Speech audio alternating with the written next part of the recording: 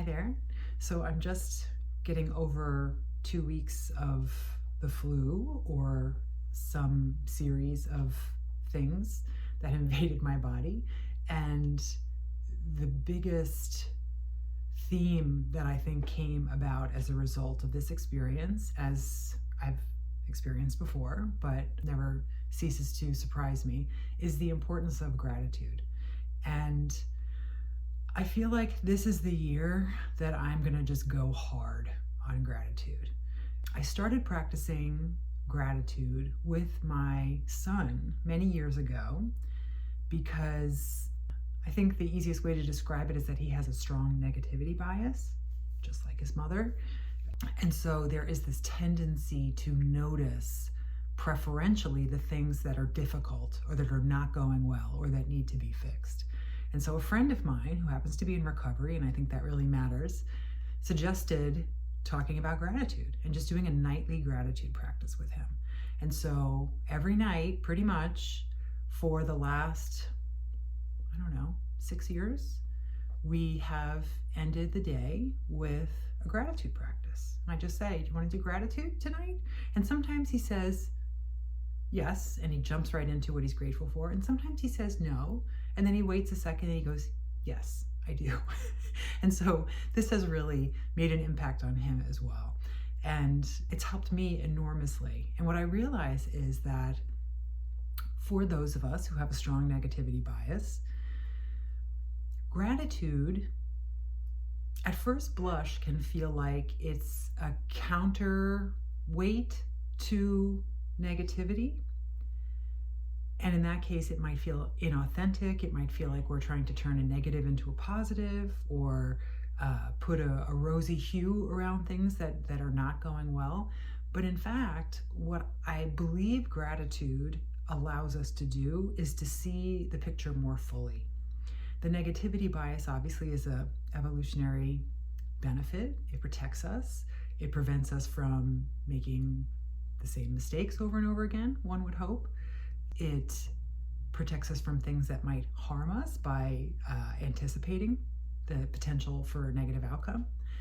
But it's often not based in reality.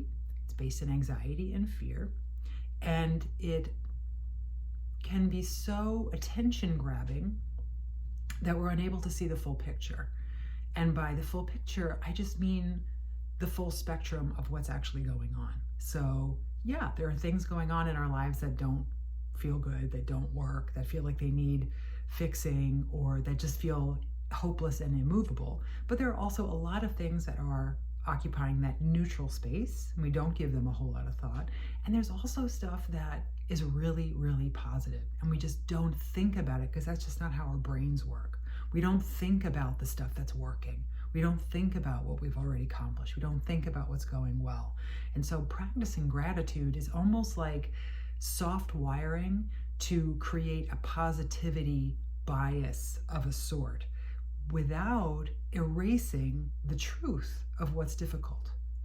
And so you can be simultaneously grateful and struggling. And to me, that feels trustworthy and true. Sometimes gratitude is for the most epic things in life. I'm grateful for a safe home. I'm grateful for a warm bed. I'm grateful for a loving family. I'm grateful for a safe flight. Other times it can be really tiny things. I'm grateful that I even remembered to practice gratitude today. I'm grateful for yogurt and blueberries and nuts and honey.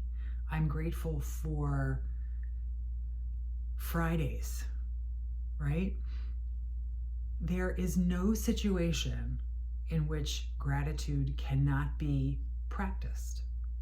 And I found this most recently when I was sick and I was really struggling. And I have to remember, right? I'm 50 now. I think I've figured out by now when I get sick, I often get depressed. And I lose perspective on how productive I am and how imaginative and creative I can be and how energetic and vivacious I can be, right? And so there was a part of me in my sick depression that didn't want to practice gratitude. And then there was this other part of me that just kind of kept bubbling up with, yeah, but you can feel your body getting better. You do have this gratitude for this ability to start to get well. I felt grateful for tissues. I felt grateful for nasal spray. I felt grateful for Netflix. And so see if in your own life, gratitude can start to show up more regularly. I like to do it in different ways. I like to do it as a formal practice. As I mentioned, I have this evening practice with my son. At other times in my life, I've also made it a morning practice or a writing practice. I've had planners that have a little gratitude list in them, and it just, supports that habit of thinking about what are the things I'm grateful for. Another way to do it is just as you notice throughout the day, something that works, something that feels good, something that functions, something that makes you feel special, something that gives you a moment of awareness. You can practice that on the spot gratitude in those moments of, let me savor this thing that just happened and really declare my gratitude for it. And then the third way that I like to practice is when I'm finding myself struggling. Because again, I need to validate the struggle, but also I need to try to see the bigger picture. And sometimes that requires me zooming out and saying, yeah, this sucks, and this is the way it is right now. But there's also this thing, and this I'm grateful for. And so this works for me because I do not care for affirmations. I do not like to turn negatives into positives. I feel very strongly that I need to acknowledge what is hard and to not have anybody try to soften that or dismiss it for me. And I also need to expand my perspective to see, yes, that is true, and this is also true simultaneously. Because I think we're in an age now where we just have to expand and accommodate complexity. And that means that there are multiple things that might feel like they're conflicting at the same time. One of those things could be struggles and an intentional gratitude practice. So I am all in for 2025 and hoping that this is something that I can just continue to chisel into my neural pathways to be an automatic and much more regular practice.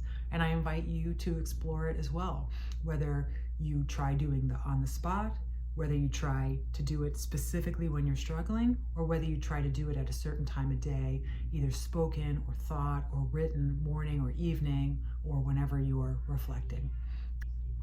And I would love to hear from you about it, and I will see you next time.